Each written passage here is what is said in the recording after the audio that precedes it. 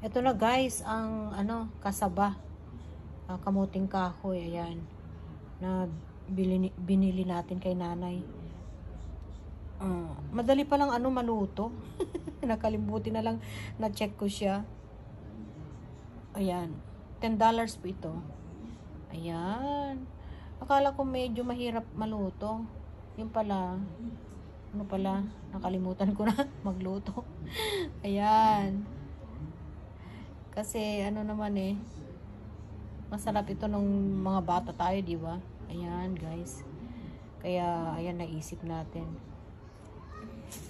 Ayan ang kamuting kahoy. At sana mas mahaba sana ang ko. Parang maliliit yata yung hiwa ko. Ay, tama ba? Ayan. Yummy. Ayan, guys. Ano ba to?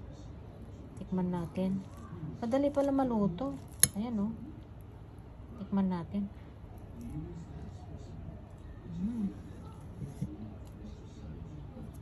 Ayan, guys.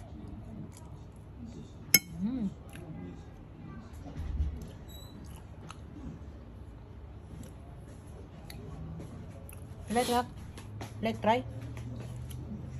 You eat that with sugar, right? Yeah. You can dip sugar. I eat that with sugar. Yeah.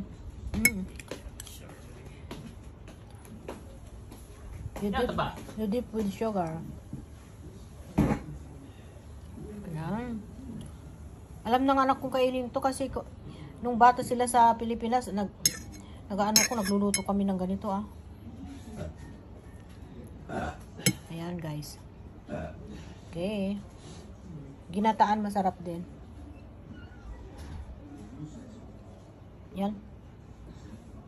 Dip with sugar, sabi niya. Kaya alam niya. Natatandaan pa niya. As 7 years old. Ayan. Okay. Kaya kinuha ko yung numero ni nanay. At saka yung asawa niya kasi, yan, dalawa sila nagtitinda doon. Sa harapan ng store, Filipino store. O kaya minsan sa harapan ng bangko. Ayan, guys, kaya gusto ko naman bumili sa kanila kasi para matulungan natin sila, di ba? Matatanda na sila Pero masarap yung masarap yung saging nila, tapos may kalabasa pa nga sila dati, pero kanina wala. Ito lang nabili ko. Kamuting kahoy. Ano ba to? Talbos ng kamote. Tapos avocado. Talbos ng ampalaya. Bunga ng ampalaya, eggplant. So, ano pa yung binili ko sa kanya? Yun. Kaya para matulungan natin pag ganon. Pwede naman pumunta sa market, kaya lang pag may ganon.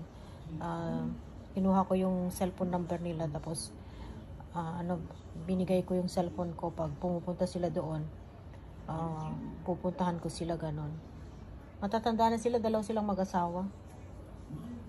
Kaya ayun, guys, para matulungan din natin sila pag bibili tayo, di ba? Ayan. Parang maliliit yung hiwa ko.